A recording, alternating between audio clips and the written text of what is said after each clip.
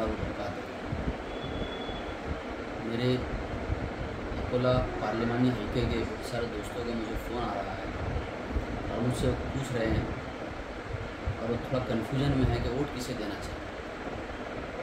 तो मैं अकोला के तमाम बुजुर्ग मुसलमानों से ये अपील करता हूँ, प्रकाश अम्बेडकर साहब को वोट करिए। प्रकाश अम्बेडकर साहब को इसलिए वोट करिए कि नामूस रिसालत पर जब बात आई थी, नामूस रिसालत सल्लल्लाहु अलैहि वसल्लम सरवर कायनात ताजदार मदीना, काली कमली वाले सुनहरे जाली वाले, उनके नामूस के लिए अगर किसी ने बिल बनाने की मांग की है सबसे पहले गैर मुस्लिम रहते हुए भी, तो वो प्रकाश अम्बेडकर साहब हैं। फ़लस्तीन के मुद्दे पर, फ़लस्तीन के इश्यूज़ पर अगर किसी ने आवाज़ उठाई है और मुसलमानों की आवाज़ में आवाज़ मिलाई है, उस शख्सियत का नाम प्रकाश अम्बेडकर साहब है।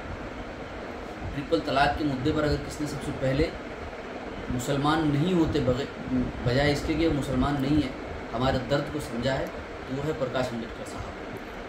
NRC, CAA के जैसे बड़े इश्यूज़ पर अगर किसी ने बोला है तो वो है प्रकाश अम्बेडकर साहब। औरंगज़ेब रहमतुल्लाह अलैह के मामले में जब वो कबर पर गए थे, तो जब बड़ा उसको इशू बनाया गया था, तो उस इशू को ठंडा करने वाले का नाम है प्रकाश अम्बेडकर साहब। मॉब लिंचिंग पर अगर किसी ने कहा है सबसे ज़्यादा, वो है प्रकाश अम्बेडकर साहब। बाबा साहब, और इसलिए भी प्रकाश अम्बेडकर साहब को वोट करिए कि वो बाबा साहब अम्बेडकर के पोते हैं।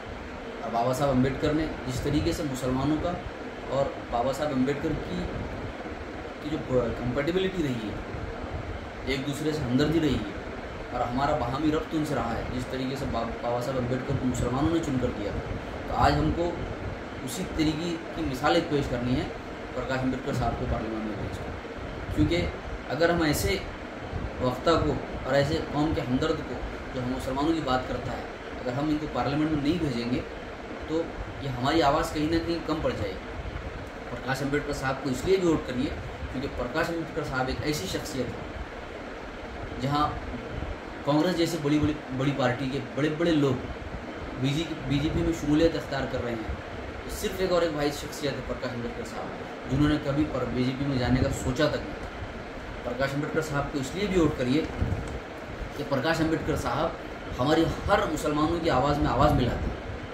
अगर प्रकाश अम्बेडकर साहब पार्लियामेंट में पहुंचते हैं तो एक मुसलमानों की तवाना आवाज़ पार्लियामेंट में पहुंचेगी।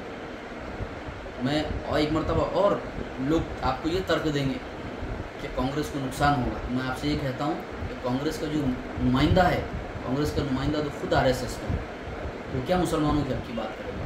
कांग्रेस का नुमाइंदा बाबरी मस्जिद गिराने में, बाबरी मस्जिद गिराने वालों की औलादों में से कांग्रेस का नुमाइंदा तो विश्व हिंदू परिषद की में शमूलियत रखता था एक वक्त में, कांग्रेस का नुमाइंदा मुसलमानों की बात नहीं कर पाया।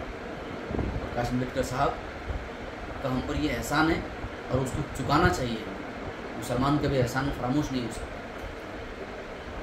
फिर आपसे एक मुद्दवाना गुजारिश करता हूँ और अपील करता हूँ कि प्रकाश अम्बेडकर साहब को इसलिए जिता कर लाइए कि आपकी एक आवाज़ पार्लियामेंट में पहुँचे।